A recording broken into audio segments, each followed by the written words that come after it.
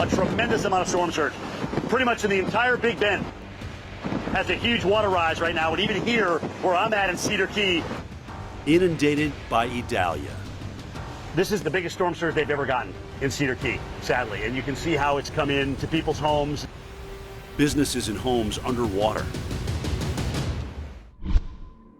We had about 3 feet of water in the building. We had mud everywhere.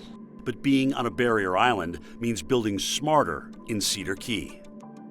The water comes in, it goes out. We have built it accordingly for that purpose. The neat thing about it is that we have been able to get the buildings back up and running very quickly.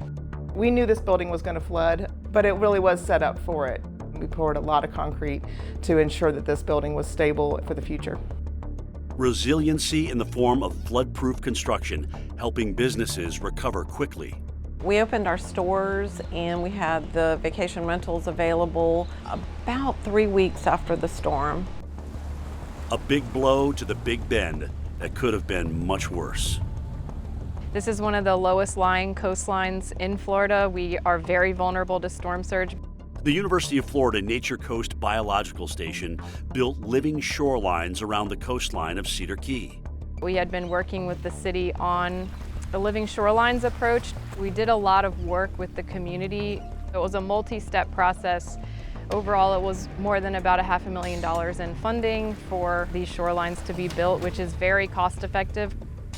Native plants and reefs providing resiliency, reducing wave energy from Idalia by up to 15 to 20% in some spots. We really weren't sure how they would perform, and it did the job of protecting the infrastructure behind it. And we have some great data that shows that it reduced the energy of the storm surge in those areas. The habitat hugely important to the island, as it has the 4th fastest sea level rise acceleration in the country. We hope that more people will see how they did in the hurricane and will want to install these on their own shorelines. Bouncing back, a resilient island community. We had a festival. We had probably close to 12,000 folks come through the town, and it was great for them to see the progress that we've had here.